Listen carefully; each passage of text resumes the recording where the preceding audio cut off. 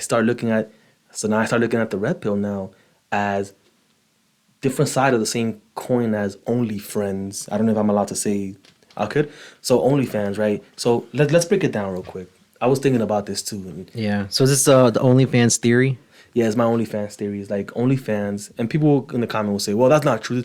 OnlyFans takes advantage of men's loneliness by promising them an intimate relationship for $12.99 or $11.99 or $9.99 or whatever the case is. Yeah. Right, and men will pay for that just for the chance to think they have an intimate connection with women. Right, they don't. They don't have that, but men still pay for it. Somebody will say, "Yeah, but prawn is free. Why are they paying for OnlyFans when they can go to prawn, when they can get prawn for free?" Because they're not looking for just, hardcore stuff.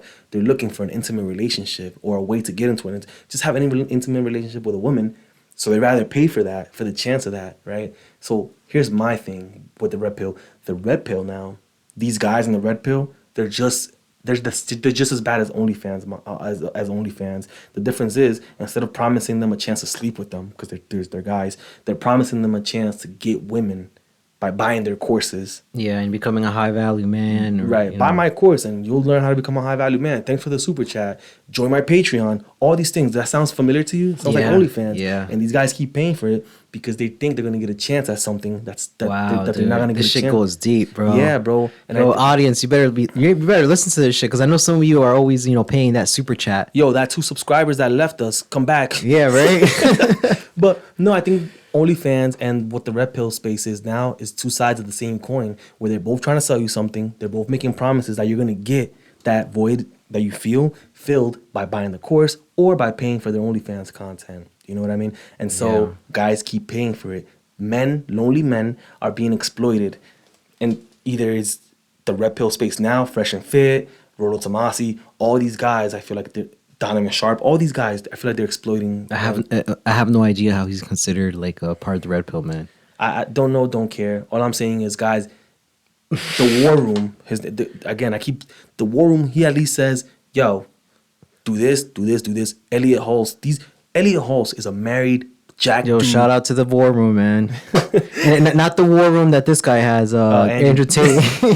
Oh yeah, but didn't we have like a disagreement on that where it's like he was running. So that's another thing too. Like I found out Andrew Tate was having these war room things where he was having women talking to guys. No. So the war room thing is like a subscription where you're supposed to. It's kind of the same thing where people try to sell you the dream, like, hey, you get to network with high value people, blah blah. But he did have like a webcam business that he was running. That's what I wanted to discuss, because you said that I think maybe you were having a disagreement with that, where he was like he had a webcam business. We had hot girls talking to guys, and then they were giving them money, and then so basically Andrew Tate is also taking advantage of men's loneliness in that sense, where he was like, hey, look, you shouldn't do this, but at the same, it's like saying don't do illicit substances, but at the same time you're selling illicit substances. You know what I mean? So you're part of the problem too. Yeah, you get what I'm saying? Yeah. And you told me, and not that I disagree, because you're right, but I still think I still think the whole thing was wrong. You told me like, well, nobody's forcing these guys to do it. Look, man, if somebody is addicted to an illicit substance and they come back for more, right? You're not forcing them to buy. You got them hooked already, and you're taking advantage. You're exploiting that need that they have. Yeah. And that was my take on that. And I see. Yeah. I think the red pill, what it is now, is the same thing as OnlyFans, exploiting the loneliness of men. Yeah, man. Yeah, it's part of the problem. Yeah, that's why I don't know, what's that lady's name? Just Pearly thing. She came under a lot of fire too, right? Yeah, Just Pearly, man.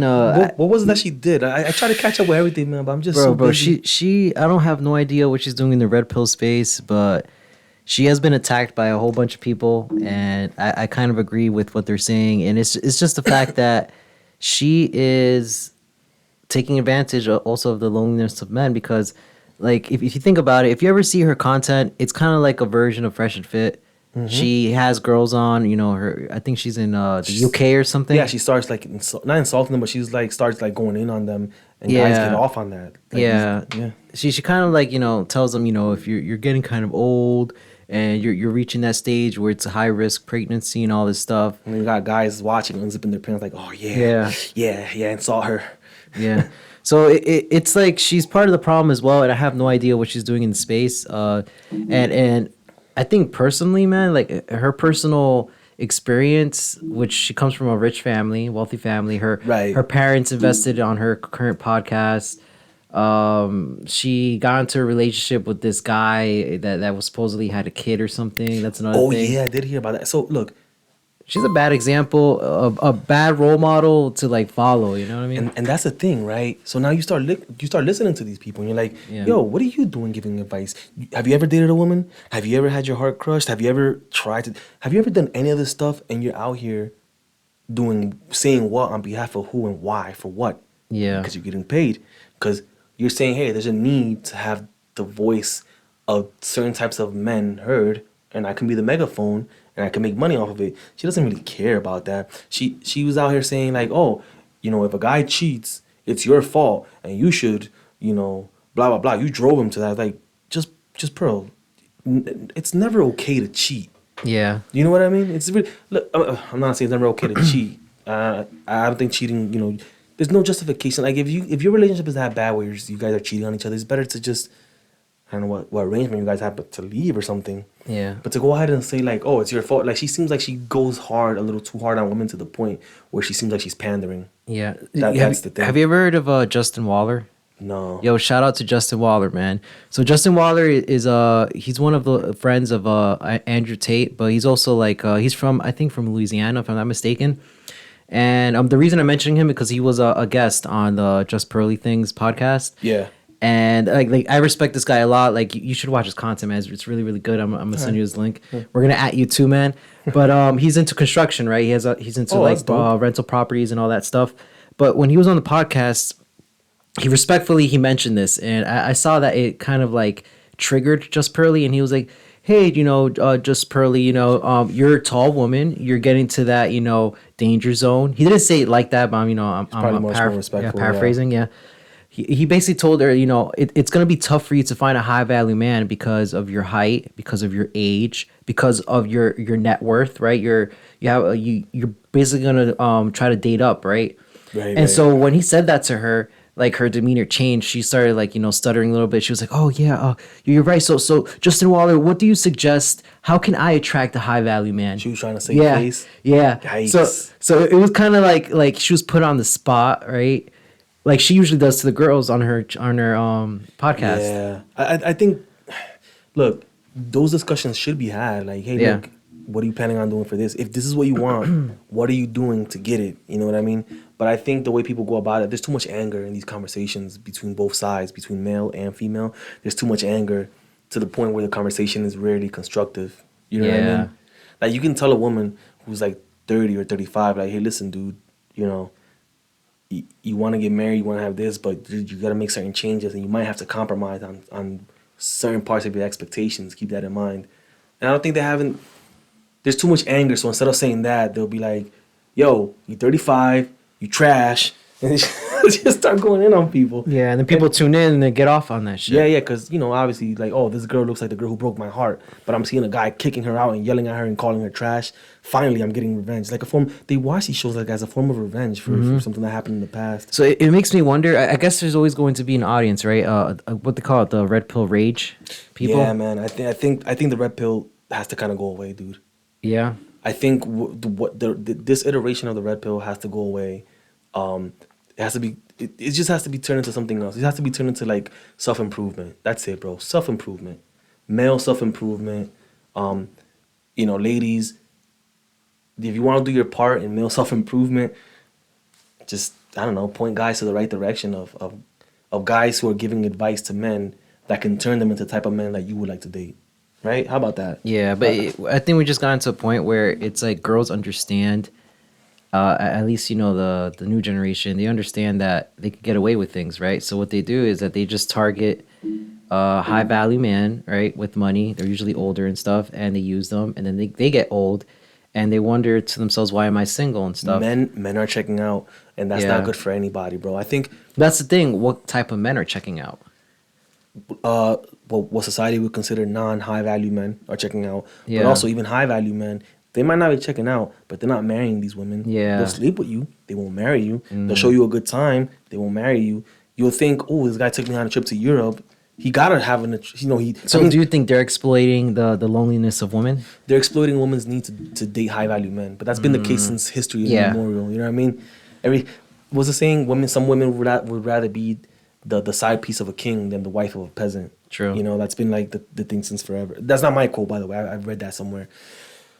But yeah, this is gonna keep being a problem. That's why people like Jordan Peterson and people like Andrew Tate. I think Jordan Peterson and Andrew Tate, when it comes to male self improvement, they're also the same side, or different sides of the same coin.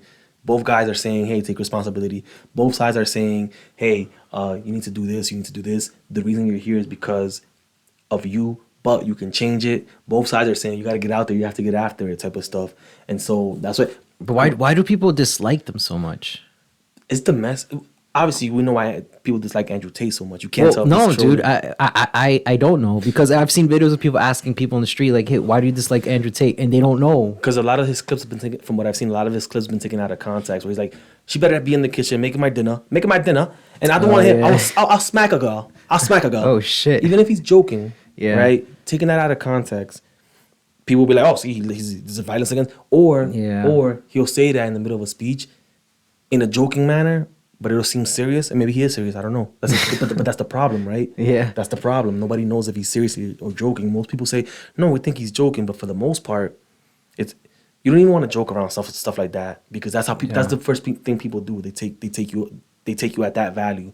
Jordan Peterson, why, you know, that one is a little bit easier to say, because he's like, "Yo, men are in such need for guidance that a old man in his 50s or 60s at the time tells these guys, clean your room." And everybody's like, "Oh my gosh, this man is spitting hot fire. Let me clean my room and let me take a shower. Let me do just the basic stuff." And then you start thinking, like, really, this guy got rich off of saying that? His message resonated with people.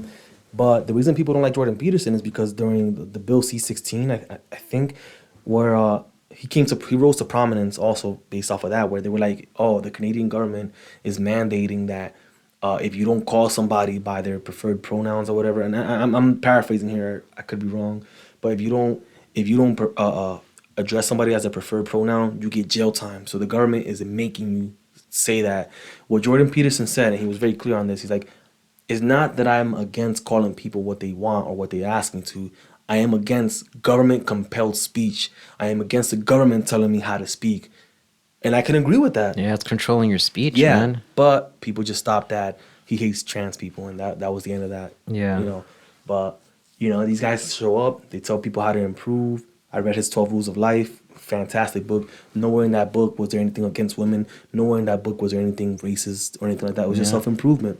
I read his other book, 12 More Rules. There was none of that, "Oh, rate me a 4. Yo, why you rate me a 4?" and then kick him out of the podcast type of thing. No? Yeah, the fake Fresh and Fit guys. Yo. That's messed up, That's bro. crazy, bro. You saw that? I saw that, bro. That was viral. That was going viral as well, man. Yeah. That's crazy. Yeah, it was like, "Oh, what would That you made me cringe, bro. Like, It's like, "What would you rate me?" "Oh, I rate you a 2. So you rate him a 4, you rate me, get out of my house. Get out of my house now." It's like, bro, like, you're supposed to, you want to be leaders of men, but you can't even keep your composure. He's like, "You rated him a 5 and you rated me a 4. What the hell?" When you think of stoic, you think Batman.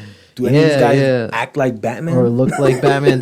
It's like two out of shape people that are angry, man. Exactly. And again, people trying to profit and monetize the loneliness and anger of men who've been marginalized. Yeah. That's what it is. And I think that's messed up. I think that's messed up. But you know, that is what it is. I want to talk about ChatGPT really quickly though. Yeah. Actually, this is an interesting